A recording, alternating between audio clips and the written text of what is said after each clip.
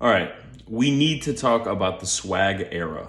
The swag era was an era of pop culture that spanned from around 2010 to 2013. And back then, swag was everything. The word swag came from the longer word swagger, and it actually just meant anything that was cool, fashionable, trending, hip. It's like what drip is or drip was in like 2016. So let me paint this picture for you.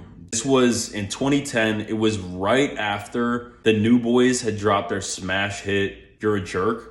The music was different. There was a cool dance to it. The style was different. So the swag era was definitely informed by that kind of like Cali swag. Also, at this point, Tumblr was popping, which if you don't know Tumblr, it was basically like Instagram before Instagram, but more so just like mood boards. People were throwing out OOTDs left and right. Let's talk about some of the characteristics of the swag era look. Graphic tees, Diamond Supply Co., Crooks and Castles, Obey was huge. There was also a lot of Chicago Bulls apparel. I don't really know where this came from. The Bulls weren't that good at this time. They were doing decent.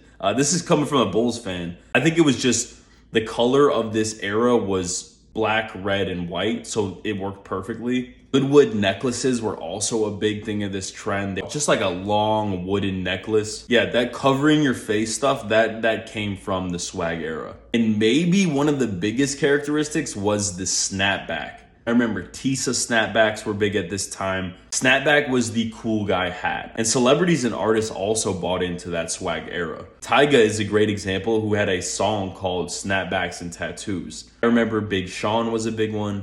Chris Brown, Justin Bieber. You could also find it in music, like talking about our boy Biebs. He had the nastiest bars with the swag on you, chilling by the fire while I'm eating fondue. Nasty. Also, A$AP Rocky with the purple swag, and A$AP Rocky was very influential as well. Also at this time, this was kind of during the menswear craze, where menswear was actually kind of clashing with swag. Swag is for boys, classes for men. I guess the takeaway from this is that trends come and go. The swag era was a big trend in the early 2010s, but it is definitely gone. I don't think it should come back. Let me know if you do.